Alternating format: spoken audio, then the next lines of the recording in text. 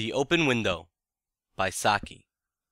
"My aunt will be down presently, Mr. Nuttall," said a very self-possessed young lady of 15.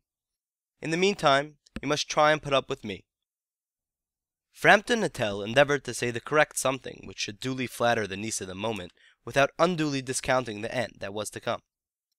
Privately, he doubted more than ever whether these formal visits on a succession of total strangers would do much toward helping the nerve cure which he was supposed to be undergoing.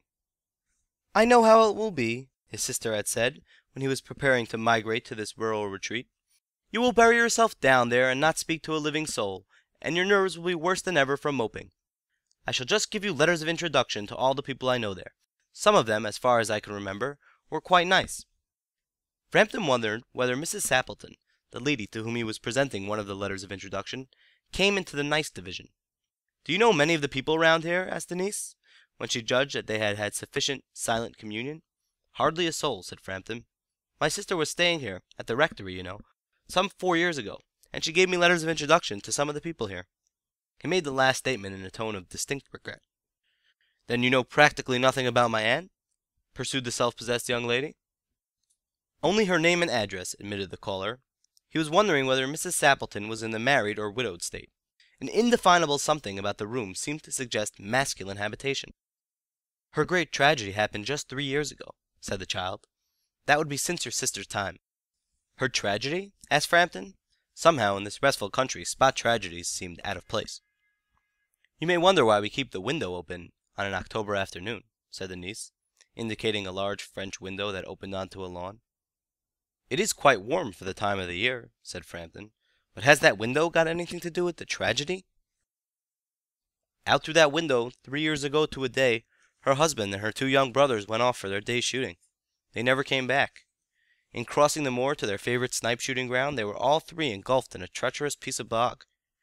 It had been that dreadful wet summer, you know, and places that were safe in other years gave way suddenly without warning. Their bodies were never recovered. That was the dreadful part of it." Here the child's voice lost its self-possessed note and became falteringly human. "Poor aunt always thinks that they will come back some day, they and the little brown spaniel that was lost with them, and walk in at that window just as they used to do.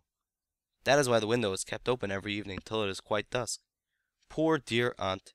She has often told me how they went out, her husband with his white waterproof coat over his arm, and Ronnie, her youngest brother, singing, 'Birdie, why do you bound?' as he always did to tease her, because she said it got on her nerves. Do you know, sometimes on still, quiet evenings like this, I almost get a creepy feeling that they will all walk in through that window." She broke off with a little shudder. It was a relief to Frampton when the aunt bustled into the room with a whirl of apologies for being late in making her appearance. "I hope Vera has been amusing you," she said. "She has been very interesting," said Frampton. "I hope you don't mind the open window," said Mrs. Sappleton briskly. "My husband and brothers will be home directly from shooting, and they always come in this way. They've been out for snipe in the marshes today, so they'll make a fine mess over my poor carpets. So like you menfolk, isn't it?" She rattled on cheerfully about the shooting and the scarcity of birds, and the prospects for duck in the winter. To Frampton it was all purely horrible. He made a desperate but only partially successful effort to turn the talk on to a less ghastly topic. He was conscious that his hostess was giving him only a fragment of her attention, and her eyes were constantly straying past him to the open window and the lawn beyond. It was certainly an unfortunate coincidence that he should have paid his visit on this tragic anniversary.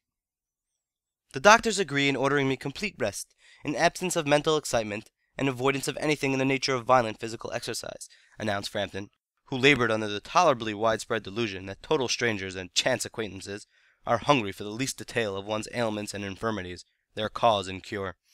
"On the matter of diet they are not so much in agreement," he continued. "No," said Mrs. Sappleton, in a voice which only replaced a yawn at the last moment.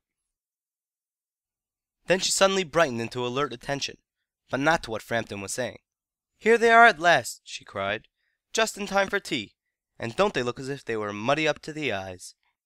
Frampton shivered slightly and turned toward the niece with the look intended to convey sympathetic comprehension. The child was staring out through the open window with dazed horror in her eyes. In a chill shock of nameless fear, Frampton swung round in his seat and looked in the same direction. In the deepening twilight 3 figures were walking across the lawn toward the window.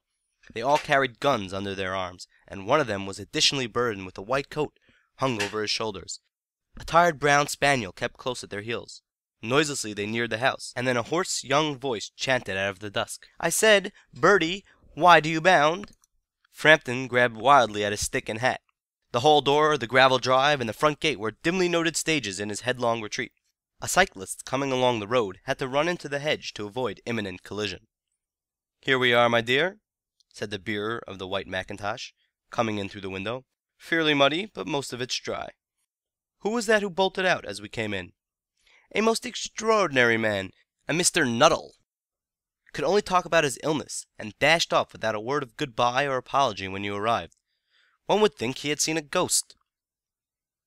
"I expect it was the spaniel," said the niece calmly.